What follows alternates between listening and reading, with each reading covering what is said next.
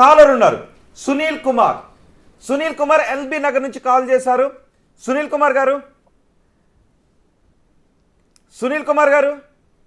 Hello, నా పేరు సృజన్ కుమార్ అండి. సృజన్ కుమార్, ఓకే, సారీ, సృజన్ కుమార్ గారు మాట్లాడండి. ఏం చెప్పాలనుకుంటున్నారు? పృథ్వీ అన్న నమస్తే అన్న.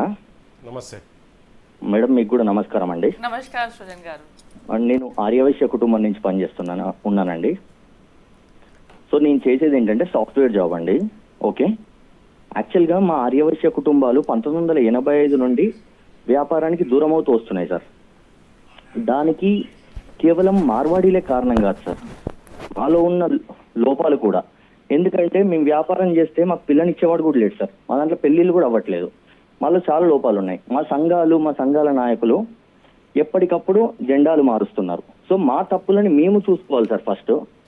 ఓకే, మావి మేము కరెక్ట్ చేసుకోవాలి, మార్వాడీలు కాదు. ఆర్టికల్ 19 ప్రకారం వాళ్ళు ఇక్కడ వ్యాపారం చేసుకోవచ్చు. వాళ్ళు తప్పుడు వ్యాపారం చేస్తే ప్రభుత్వాలు ఏం చేస్తున్నాయి సార్? జీరో దందా చేస్తే, వాళ్ళు కల్తీ చేస్తే మన ప్రభుత్వం ఏం చేస్తుంది? మన డిపార్ట్మెంట్లు ఏం చేస్తున్నాయి సార్? విజిలెన్స్ డిపార్ట్మెంట్లు వాళ్ళు చేయాలి కదా సార్.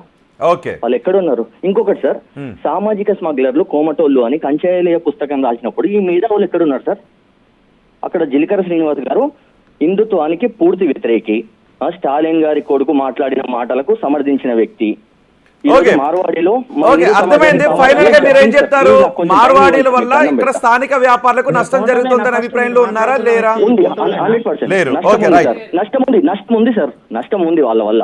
కానీ వాళ్ళ వల్లనే ఉందా? ఈ రోజు జెప్టోలు, బ్లింకిట్లు, అమెజాన్లు, ఫ్లిప్కార్ట్లు అంతర్జాతీయకరణ జరుగుతుంది సార్, ప్రపంచీకరణ జరుగుతుంది. వాటి వల్ల నష్టం లేదు సార్. ఓకే, మార్వాడి మీరు తెలంగాణ ప్రాంతానికి చెందిన వ్యక్తి అని చెప్తున్నారు. ఓకే, మార్వాడీస్ గో బ్యాక్ అనాల్సిన అవసరం ఉందా? ఒక విషయం చెప్పండి, మార్వాడీస్ గో బ్యాక్ అనాల్సిన అవసరం ఉందా?